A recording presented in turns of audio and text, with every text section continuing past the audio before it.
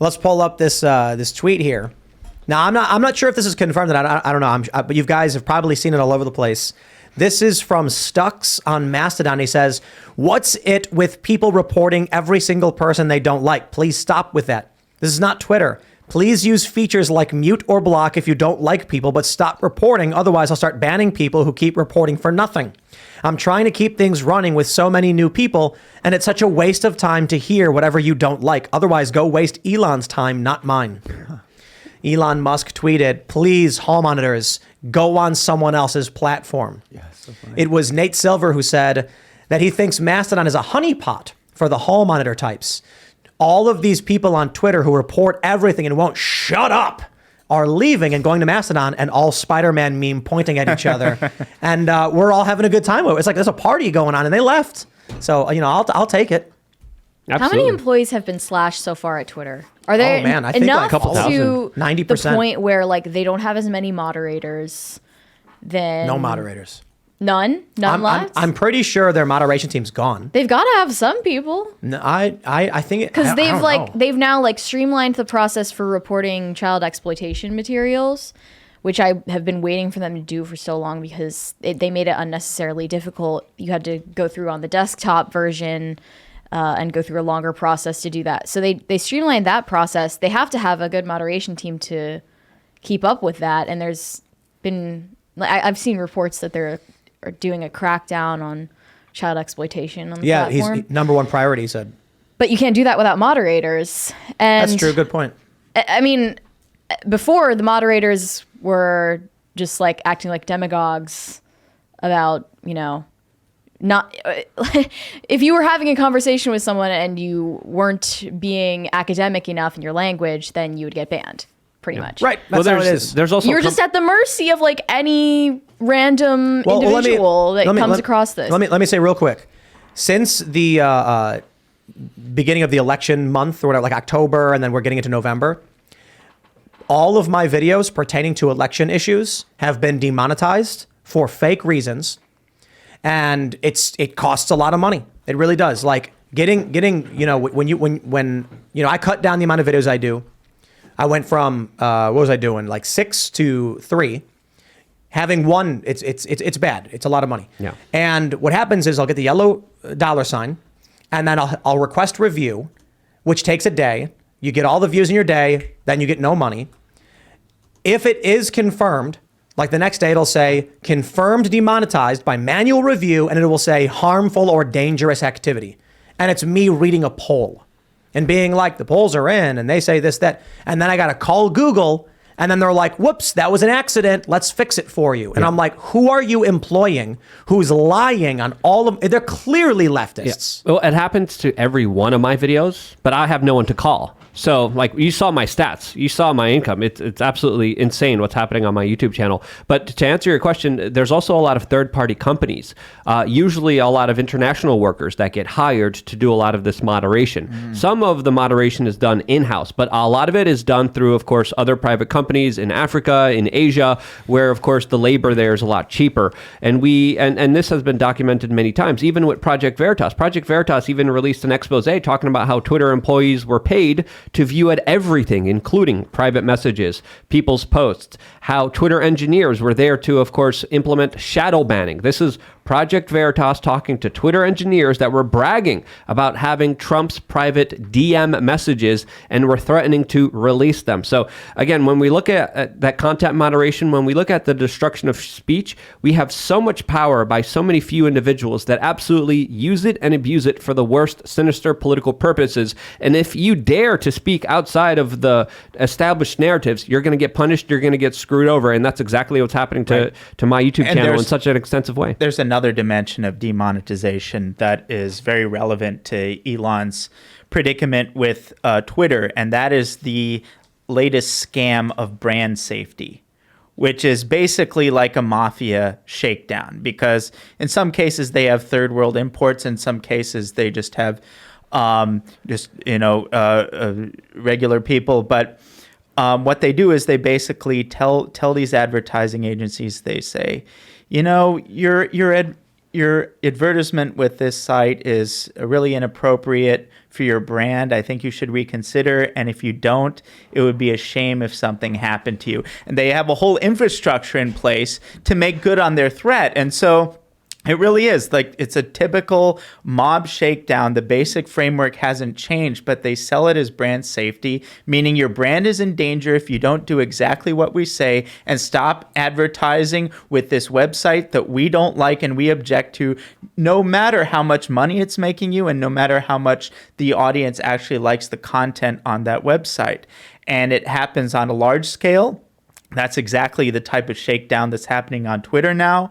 And I bet you that our good friend Jonathan Greenblatt of the ADL is hard at work making sure that these potential advertisers and current advertisers are sufficiently intimidated. But it happens on a smaller scale, too, to a wide range of sites that distribute content that the regime finds objectionable, and including yours, including mine in a very big way. I have one stalker woman who's absolutely obsessed with me. Every time we get some kind of new ad arrangement, she has a tweet thread about it. It's really pathetic. They have is she a blue people. check? I don't know about that. I don't know what her cast is. I don't want to give her attention. So Yes. like by saying her name, but we can talk about her in the I don't like giving, but this woman, and I think it's the same person, went after a weather network. Like What? yeah, no joke. What? There's a cable channel that does nothing but weather, and this leftist woman started like tweeting about it, and she's like these amount of followers. Her friends in media write up her stories. And then she's actually getting advertisers to pull off a weather reporting station. And it's just like, wow. The only thing on the screen is it says like weather. It's like raining in Texas. Like, but the sad thing is how easily so many of these people cave, because usually their liaison, their point of contact at these companies is like some 20-something woman who is ideologically aligned. And even if not, all these unsophisticated people need to hear is the phrase conspiracy theory or, Trump or something like that. And automatically is like, okay, bad, danger, That's all I need to hear. So or even worse, intimidation campaign. Are you saying it's the same? Just really, or even worse, an older woman without a family that is there to complain as well. So Even worse, yeah.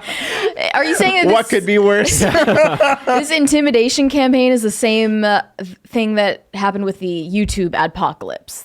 Is that what you're saying? That was or Wall is that Street Journal. different? Well, the Because model- it that was seemed the like Wall Street Journal that they're did that. saying, the brands who are advertising mid-rolls on YouTube can't rely on whether the YouTube channels they're advertised next to reflect their brand values. And I always thought that was ridiculous on its face, because YouTube channels, including this one, are brands, they're companies in and of themselves, and they deserve to, have advertisers that align with their values, right? But let's not forget, at the end of the day, advertisers have a choice to not advertise with certain creators. You could go as an advertiser and you could go into the Google settings and say, I don't like Alex Jones. I don't like You can Milo. choose those. You could choose who you advertise with and not. And as a content creator, I could say, hey, I don't want any advertisements for the U.S. military. I don't want McDonald's advertisements. I don't want these kind of politicians and these kind of ads associated with my brand. And I could do that. Just like Mastodon is complaining right now. Yes, you can. I used to be able to do that. And I used to say, I don't want any McDonald's ads. I don't want any... You still do that? Don't you start this. I don't know. Ghost girl. Hold on. On YouTube? On Google. On Google? So- What do you mean? On your website, you mean? No. On Google, there was a setting. I remember doing this For a few your years. YouTube channel. I remember doing this a few years ago, saying I don't want to advertise with. I don't want these advertisers on my YouTube channel. I don't know how to do that. I could show you at the end I didn't of know this that. That's video. only fair, right? But it's fair, exactly. But we don't hear about this. A lot of the people don't know that advertisers have a choice, Yeah. and if they find someone despicable or they don't want anyone tied in with their associate, they don't have to have it. They already have the infrastructure there. That's not why they're pulling ads. They're pulling ads because the far left marches around with bricks and conservatives sit in their lazy boys complaining. That's it. So until law enforcement, the solution, and that's why they wanted to fund the police, partly why, law enforcement needs to stop these people, and we need to develop some kind of system. And it's tough, I know it is. The easiest example is, Storefronts in Berkeley will put up all the leftist signs in their window because they know if someone throws a brick through their window, the cops can't do anything about it. Like your car can get stolen. Good luck. The cop's going to be like, well, we'll write down we'll write down the license plate, and then if we see it, we'll let you know. But if you've got something like a bike, your bike's gone. Yeah. If you've got something like a moped, your moped is gone. It gets stolen, the cops show up and they say, what do you want us to do about it? So if you piss off the far left, who are psychotic, violent individuals, and they start harassing your neighbor, the cops are going to be like, what do you want us to do about it? So what do? They say, look, Dave Rubin is not going to march. This is the example I love giving. Dave Rubin is never going to march to Twitter HQ to complain about the censorship. He's never going to march with a bunch of classical liberals carrying torches to YouTube HQ to say no more censorship. He's going to go and he's going to complain about it. And that's all he's going to do. Antifa will literally throw up with crowbars and beat the crap out of people. That terrifies them. So they say, I know who to avoid and who to cater to. So these big brands, when they hear that far leftists are attacking them, they immediately say, guys, red alert, do whatever they say, and they'll go away. That's it. Yeah, it's going to be interesting to see how Elon Musk kind of navigates this very changing media advertising landscape. Because right now, just a couple of minutes ago, he's promising Twitter being a good video platform that's going to offer, quote, according to Elon Musk, higher compensation for creators than YouTube. So this is something that Elon Musk just tweeted a couple of moments ago responding to Mr. Beast. How is he going to be doing that specifically with so many advertisers boycotting him? Will there be other advertisers? And also, by and large, advertisers are pulling back naturally, not because of cancel culture, but because of the way that the economy is just being absolutely screwed over right now. Just how poorly it's doing right now compared to everything else. I think Sargon got unbanned. I think Rekieta and Sargon got unbanned during the Carl during Benjamin the is back. Yeah. Yep. Wow, dude, it's been so long. Yeah. Wow, Yeah. that's amazing. This is what people in the chat are saying right now. We got that a they're all super back. chat. Someone just said it. I had to announce it. Carl's awesome. He's a good friend. He helped me actually get all this stuff rolling. When I started doing YouTube full time, he hit me up and asked me if I would do a guest spot on his channel. He had like 300,000 subscribers. I had like 40. And I was like, yeah, for sure, man. I made a video, ended up getting hundreds of thousands of hits. All of a sudden, I gained a whole bunch of subscribers, and it helped get the ball rolling. So very grateful to Carl Benjamin. He's a good dude. He hosts Lotus Eaters podcast. Glad to see that he's been restored finally after all these years. Yeah, literally to years. Twitter. Oh man, this will be fun. Apparently, Rekieta Law was like literally during the show. So Yeah, no, Yeah. just right now, people Yeah. are saying that they're back. great. This is amazing. Yeah. So look, Elon, man, win's a win. I'll take it. I'm not going to ignore the problems I see with the Alex Jones stuff, but I will stress it again. Hey, man, like this is a huge victory. So take what you can get, I suppose, and we'll roll with it. I will say this now too. There's a tough question about, do we give Elon the $8? I'm leaning towards yes, because I said if he freed the political prisoners, I would sign up because I want the features. It's all good stuff, and I want to see Twitter succeed. They deleted my ad campaign. I tried advertising the Super MAGA shirt. It's where Trump's going Super Saiyan, and they said it was political. You can't do it. I said, okay. So I tried doing the Rooster shirt, and the ad ran for like 4 hours, and then they took it down saying it was inappropriate. And Elon, I'm trying to give you money, man. Like, what's going on here? Wiener jokes. It's a rooster. It says stand your ground. I thought it was cool. I'm like, okay, I'll try this. But anyway, I think the Alex Jones thing is unfortunate, and I think Elon's wrong, and for everything we described. But I'm going to take this win, and we got to see Twitter make it. So I think it's time to sign up. We already got Timcast News signed up. We'll get our other accounts. We'll get Pop Culture Crisis verified. We'll get all our business accounts verified. I think unbanning Sargon for me is kind of like, oh wow, like he's a personal friend, So that says a lot. Yeah, and we also now know exactly why Alex Jones isn't coming back. Like now, at least Elon's clarified his reasons for not having him on the platform, whether they're I'm not so legitimate or sure he not. doesn't have ulterior motives, and he's just saying that Like he has this motive that's close 4D to his chess, heart. you mean? Yeah, I don't know. Like, what would be the game there? I have no Like, idea. he gives up the but Alex Jones pawn, but what other pawn does he get? Or Who's like, what more move? powerful than Elon Musk that can threaten him financially? Well, he has a very interesting conflict with Bill Gates, which I think is fascinating to see unfold. And Tim, you bring up a good question. It does kind of bring down a different kind of paradigm here. Do you support him for doing all this good when he did this one thing that's bad? It's a tough call for a lot of people, but I'm kind of leaning on like, hey, he freed a lot of political prisoners. He's giving them a lot of voices, and for me, I think that's worth $8. It's a girlfriend probably. Elon Musk has some girlfriend on the side who's like telling him you can't unban Alex Jones. That must be it. That's more likely than anything. I don't think so. Women have powerful persuasion. I'm trying to get the tweets to load on Sargon's. Over betas. But I don't see any tweets on Sargon's account. Maybe they got done. I think people are saying in the comment section that he's still sleeping. No, I mean like his old tweets aren't back either.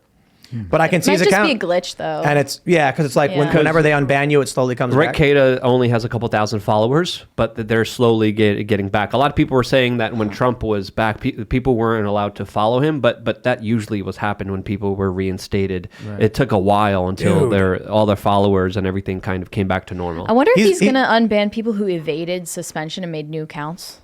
Like over and over again. It's been like 5 years, I think, since Sargon got banned. Thanks for watching this clip from the Timcast IRL podcast. Hang out with us live Monday through Friday at 8 p.m. and become a member over at timcast.com for uncensored, members-only shows exclusive. Thanks for hanging out, and we'll see you all next time.